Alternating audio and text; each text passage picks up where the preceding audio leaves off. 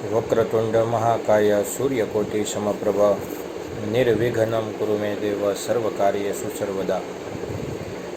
નમસ્તે વિદ્યાર્થી મિત્રો, અત્યારે આપણે ભણવા જઈ રહ્યા છીએ પાઠ બીજો, નદી વિયોગ. પૂરક વાચન. પ્રફુલ્લ રાવલ જેમના રચયિતા છે, જન્મ 5/9/1948. પ્રફુલ્લ જગજીવનદાસ રાવલનું વતન વિરમગામ છે. ચરિત્ર નિબંધ અને લલિત નિબંધમાં તેમનું વિશેષ પ્રદાન છે. નોખા અનોખા બા એટલે ચરિત્ર મુકુર નહીં વિસરાતા ચહેરા એમના નોંધપાત્ર ચરિત્ર લેખો છે. આવતીકાલની શોધમાં અને મિનોઈ સાચું કહેતી હતી તેમના કાવ્ય સંગ્રહો છે. નાજુક ક્ષણ અને સાવ અચાનક તેમના લઘુકથાના સંગ્રહો છે. શબ્દતીર્થ તેમનો વિવેચન સંગ્રહ છે. તેમની કૃતિઓ પુરસ્કૃત થઈ છે, એટલે કે સન્માનિત થઈ છે. વતન પ્રેમ દરેક વ્યક્તિના મનમાં સચવાયેલો રહે છે. પોતાના ગામને પાદરે પહેલાં જે નદી હતી તે હવે લુપ્ત થઈ ગઈ છે. તેથી નદી ન હોવાનો વિયોગ આ કૃતિમાં ભારોભાર અનુભવાય છે. ક્યાંક જોવા મળતી કાવ્યાત્મક શૈલી મનભર બનાવે છે. લોકમાતા તરીકે સર્વ સ્વીકૃત નદીની પ્રવાસિતતાને લેખક યાત્રાધામ તેમજ તીર્થસ્થાન માનીને સ્મરે છે, યાદ કરે છે. સમજીએ પાઠની નદીની મહત્વતા આમની અંદર ખૂબ જ સારી રીતે બતાવેલી છે, દર્શાવેલી છે. તો પાઠને વાંચું છું. જ્યારે ગામના કોઈ વૃદ્ધ પાસે ગામનો ઇતિહાસ સાંભળું છું ત્યારે મન ઘડીભર માટે, થોડીવાર માટે અતીતમાં રમમાણ થઈ જાય છે, ભૂતકાળમાં ડૂબી જાય છે.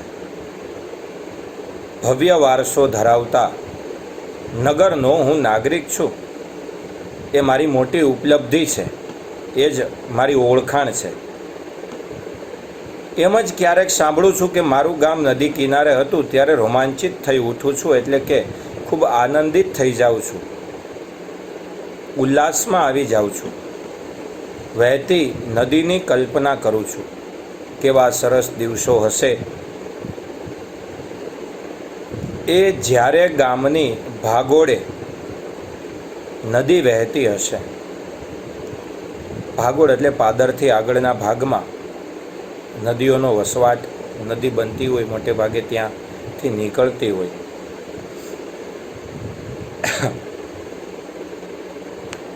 મારા પૂર્વજોએ નદી કાંઠે જીવન પસાર કર્યું હશે. પૂર્વજો એટલે એમના વડીલો બધા જ. લેખક તો પોતે ક્યાંય શહેરમાં રહે છે, વિરમગામ. હું એ પૂર્વજોની અત્યારે મીઠી ઈર્ષ્યા કરું છું. ખડખડ ઘોષ કરતી નદી તે મારા ગામની ઘોષા નદી. ઘોષ એટલે અવાજ, અવાજ કરતી નદી એટલે ઘોષા નદી, એવો અહીંયા ઉલ્લેખ કરે છે. પણ આજે એનું ક્યાંય અસ્તિત્વ નથી. નથી મળતા એના સગડ. સગડ એટલે એમના ચિહ્નો પણ મળતા નથી. નદી હતી તેને વર્ષો થઈ ગયા. આજની પેઢીએ નદી નથી જોઈ. નદી હતી એ વાત પણ વિસરાઈ ગઈ છે, એટલે ભૂલાઈ ગઈ છે. મારા ગામની નદી મારે માટે, માત્ર મારા માટે નહીં પણ સૌના માટે એક દંતકથા સમાન છે. છતાંય આ દંતકથાને હું વાગોળું છું, એટલે વારંવાર રટ્યા કરું છું, યાદ કર્યા કરું છું. કહો કે પંપાળું છું, જેમ કોઈ માતા નાના બાળકને પંપાડે તેમ. તો ક્યારેક આ દંતકથામાં હું ઘૂંઘટવાળી નવોઢાની અનુભૂતિ પણ કરું છું. નવોઢા એટલે નવી પરિણીત સ્ત્રી, નવી પરણેલી કન્યા, જેના મુખારવિંદની મને ઈચ્છા છે. નવી પરણેલી સ્ત્રી હોય, નવી કન્યા હોય અને જેમ એના પતિને એમના મુખને જોવાની ઈચ્છા હોય, બસ એ જ રીતે અહીંયા લેખક પ્રફુલ્લ રાવલ એમ કહે છે કે મને પણ નદી જોવાની ઈચ્છા છે.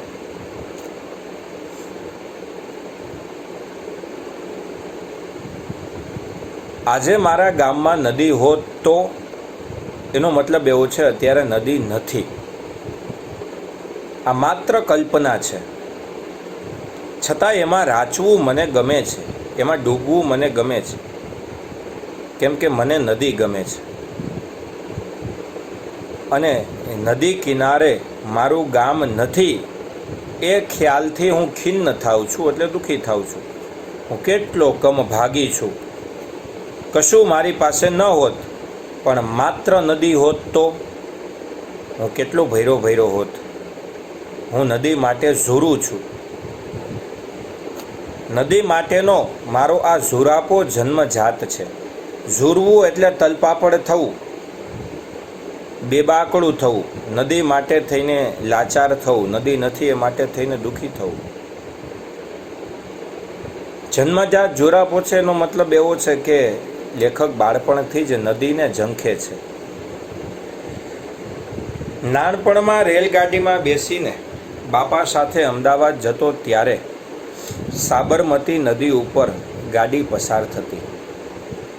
જ્યારે જતો ત્યારે સાબરમતી નદી ઉપરથી ગાડી છે એ પસાર થતી. હા, નદીનું નામ સાંભળીને હું જરૂર કોળી ઉઠું છું, એટલે ઉત્સાહિત થઈ ઉઠું છું. પ્રવાસમાં ક્યાંય વચ્ચે નદી આવે તો વહાલથી નજર કરી લઉં છું અને મને મારી ઘોષા નદી છે એ યાદ આવી જાય છે. સાબરમતી સતત વહેતી નદી નથી. ક્યારેક જળ જોવા મળે છે, ઓછું જળ અને વધુ રેતી પણ નદીની મારી પહેલી ઓળખ છે. પણ એની વિશાળતા આહલાદિત કરી ગઈ છે, એટલે આશ્ચર્ય આપી ગઈ છે. સાબરમતી નદીના દર્શન પછી તો પાણીથી ભરપૂર અનેક નદીઓ જોઈ અને વહેતું જળ જોઈ અને હું છલોછલ થઈ જાઉં છું. કબીરવડ જોવા જતા નર્મદા નદીને ઓળંગવાનો પ્રસંગ આવ્યો ત્યારે નદીની ગરિમાએ મારી નદી ઝંખનાને પલ્લવિત કરી. ઝંખના એટલે ઈચ્છાને જાગૃત કરી. નદી વગર સ્નાન ક્યાં કરું? સૂર્ય નમસ્કાર ક્યાં કરું? અર્ઘ્ય ક્યાં આપું? અર્ઘ્ય એટલે ત્રાંબાના કળશમાં પાણી ભરી ચોખા ચંદન નાખી અને સૂર્ય ભગવાનને જળ અર્પણ કરવું. નદી વગરનો હું નિરાધાર છું.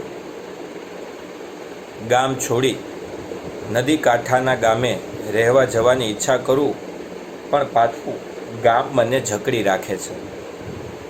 મને શ્રદ્ધા છે કે ક્યારેક ભૌગોલિક પરિવર્તન થશે અને મારા ગામથી દૂર થયેલી, દૂર ફંટાયેલી, રીસાયેલી નદી પાછી ધસમસતી આવીને બાહુ ફેલાયેલી ગામની ભાગોળને ભેટશે. કોઈ એક વખત તો એ કે આ પરિસ્થિતિ, આ સમય છે, કોઈ એક વખત તો આવશે જ. એના નીરથી ભાગોળ ભીની થઈ જશે અને હું એ ભીની માટીનું મારા ભાલે તિલક કરીશ, એટલે મારા કપાળે ચાંદલો કરીશ. નદીનું મારું આકર્ષણ છે એની ગતિ.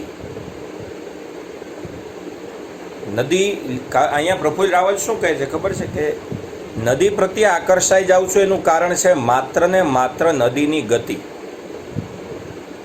ખરેખર આમ જોઈએ તો આપણને એમ થાય નદી જ છે ને, બીજું તો શું છે. પણ આ વરસાદની અંદર તમે જુઓ, જોર શોરથી નદીની અંદર પૂર જતું હોય ને તો લોકો તેમના વિડીયો બનાવીને પણ મૂકે છે,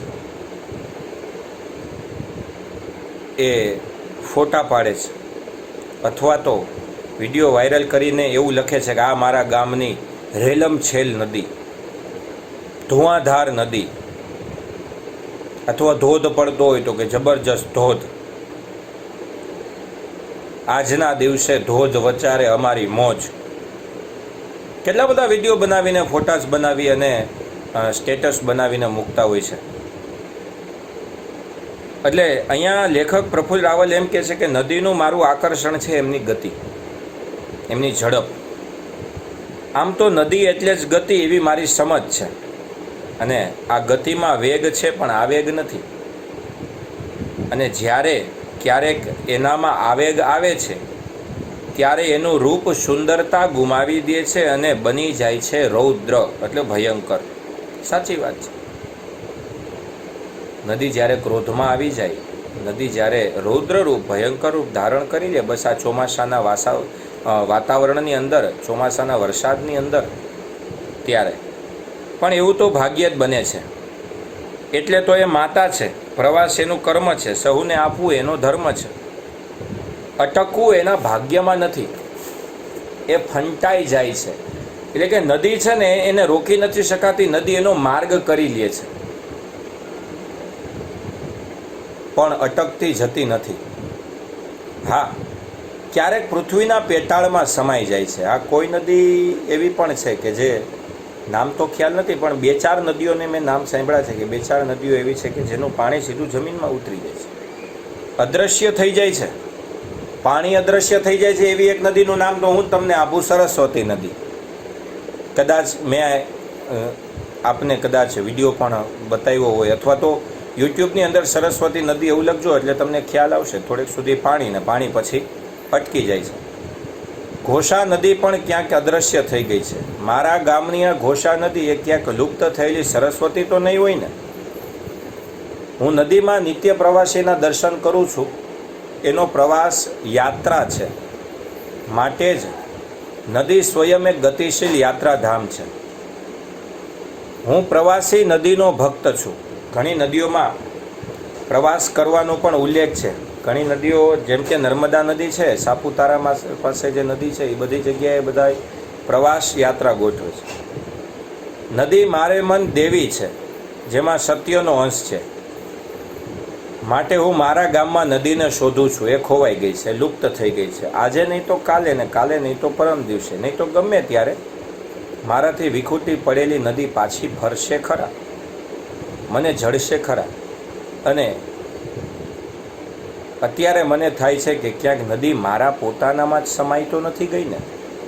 હું જ નદીનો એક અંશ નથી ને. કેમ કે પાઠ ક્યારનો વાંચું છું, તમે માર્કિંગ કરી લો, માત્ર ને માત્ર નદી નદી નદી નદી નદી આવા જ શબ્દો આવ્યા છે. લેખક પ્રફુલ્લ રાવલની એટલી બધી નદી પ્રત્યે લાગણી છે. કાકા સાહેબ કાલેલકરે નદીને લોકમાતા કહી છે. મારી ગતિ એ નદીના અદ્રશ્ય સ્પર્શનો ચમત્કાર છે. નદી મારામાં છે, હું નદીમાં છું. હું અને નદી અન્યોન્યમાં સમાવિષ્ટ થઈ ગયા છીએ અને હું નદી બની ગયો છું. અહીંયા પાઠ પૂરો થઈ જાય છે. શબ્દાર્થને જોઈએ તો અતીત એટલે ભૂતકાળ, રમમાણ એટલે લીન અને મગ્ન, વારસો એટલે ઉત્તરાધિકારી, ઘોષ એટલે અવાજ, મોટી ધ્વનિ, સગડ એટલે નિશાની અથવા પંગેરું, પદચિહ્ન, પગલાં, નવોઢા એટલે નવવધુ અથવા નવપરિણીતા, ખિન્ના એટલે ગમગીન અથવા ઉદાસ, ઝૂરવું એટલે યાદ કરીને ટળવળવું, તલસવું, ઝુરાપો એટલે કલ્પાંત વિરહનું દુઃખ, મુગ્ધતા એટલે મોહ પામેલું, સુંદરતા મોહકતા, આ પણ અર્થ થાય મુગ્ધતાના, ગરિમા એટલે ગૌરવ, પલ્લવિત એટલે પૂરેપૂરું વિકસેલું, અર્ઘ્ય એટલે દેવોને અપાતો બલિ અથવા પૂજા, ભાલ એટલે કપાળ અથવા લલાટ, ને લુપ્ત એટલે લોપ પામેલું, નાશ પામેલું. અહીંયા સુધી રાખીએ. અસ્તુ. જય હિન્દ, જય ભારત, મહાદેવ હર.